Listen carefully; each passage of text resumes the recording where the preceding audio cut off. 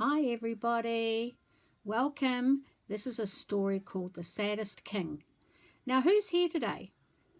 I hope that Jonah and Zachy in Italy are listening, and that Joshua and Alex and Bella in Belfast are listening, and maybe Thea is here today as well.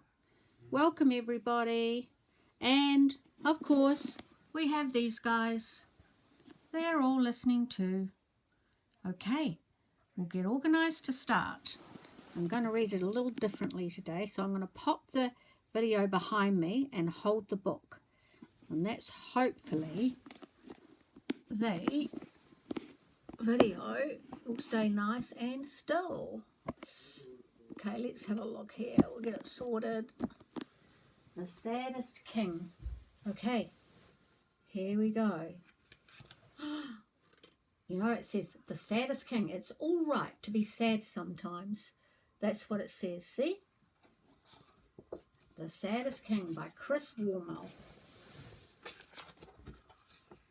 Okay. There was once a country where the people were always happy. Nothing ever made them sad or cross or miserable. Look how happy they all are. Look. The whole village. They would smile and laugh when the sun shone down. Whoops. But they would also smile and laugh when it rained. And even when the snow fell. And the chattering of their teeth was like an orchestra of rattles. They were still happy. Unusual, don't you think? They were delighted when given bunches of beautiful flowers, but they were just as happy if the flowers were dead. And a bad apple seemed to please them as much as a box of chocolates. Now that's super strange, don't you think? If someone tripped and fell and landed on their head in that country, they'd most likely say, "What a lucky chance. I do think the bump suits me, don't you?" And if dinner was burnt, they'd cry, "Brilliant, that's just the way we like it." Very odd. Happy all the time. Nothing ever made the people miserable. They were always happy, or at least they seemed to be. But do you know what? They had no choice. Being unhappy was against the law in that country. Being sad or cross or miserable was banned. Happiness was compulsory by order of the king. And the king, it was said, was the happiest person in the land. Now, the people of that country might well have gone on being constantly happy, whatever happened to them, except that one day a small boy broke the law. He cried.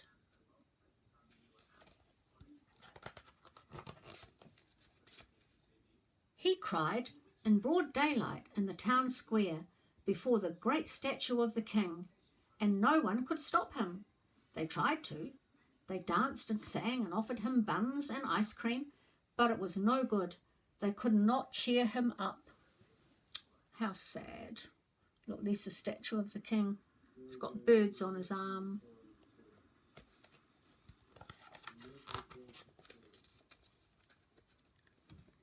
"The king's guards will catch you if you don't laugh soon," said an old woman, "and they'll take you off to the palace.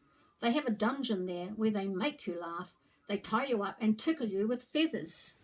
And sure enough, before very long, the king's guards came and took the boy off to the palace. Oh, look at him, poor wee guy. The king was the most remarkable looking person. He had the widest smile a boy had ever seen. Look. "Ho, ho, ho," he chuckled. "What have we here? A miserable child? Impossible.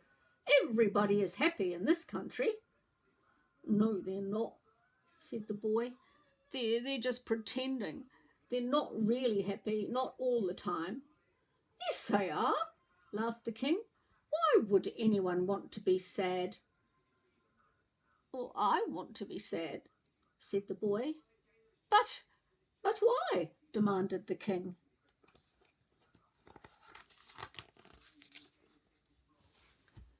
"Because of my dog," said the boy. "I had a dog, and he was the best dog in the world. I loved my dog, and he loved me, and he could do tricks. He was really clever, my dog. He was my best friend. But one day he got ill, and then he died. That's why I'm sad sometimes. And I don't care what you do to me. I'll still be sad because I want to be sad." The king did nothing. He just looked down at the boy with his enormous fixed smile. Then he began to make a strange noise. It sounded like sobbing, which was odd because he was still grinning from ear to ear. The boy was puzzled and looked closely at the king. Then he cried, "Why, you're wearing a mask!" And before the king could move, he reached up and pulled it away.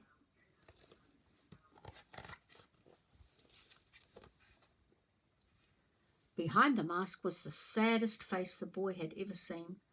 Great tears rolled down the king's cheeks. "I'm not a happy king," he sobbed. Look, the boy's pulled the mask off.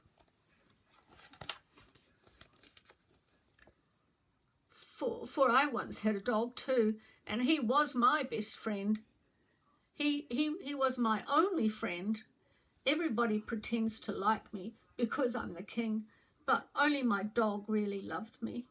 He used to chew my slippers to shreds and pull off all my bedclothes and even steal the food from my dinner plate. Only my dog was true. And when he grew old and died, I was filled with sadness. No one dared laugh or even smile in my presence, and the palace became a place of misery. I wanted it to be a happy place again, so I made happiness compulsory. And soon I was pretending, just like everybody else.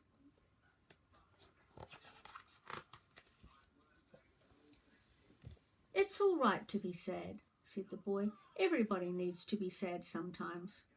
When I feel sad, I think about my dog, and I remember all the clever tricks he could do." At this the king looked up and said, "My dog would dance on his hind legs when I played the fiddle." "Wow," said the boy, "that's clever. My dog could do somersaults through a hoop." "Could he?" cried the king. Mine was rather naughty, I'm afraid. He'd steal sausages from the palace kitchens." "Sausages? Oh no." "My dog was a terror," cried the boy. "He once pulled all the clothes from my mum's washing line and rolled them in the mud." "He sounds wonderful," laughed the king, and soon they were both laughing, remembering happy times. They cried a bit too. You have to be the way you feel," said the boy.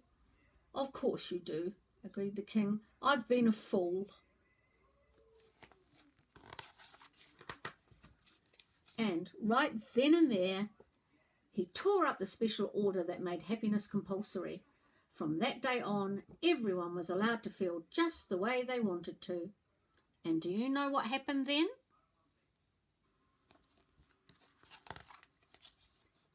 Everybody in the land had a really good cry because they hadn't had one for years.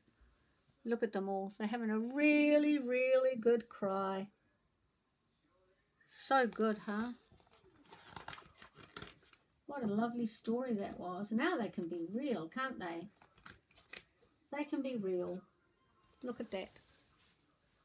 The Saddest King. It's all right to be sad sometimes because you can also be happy and sad at the same time.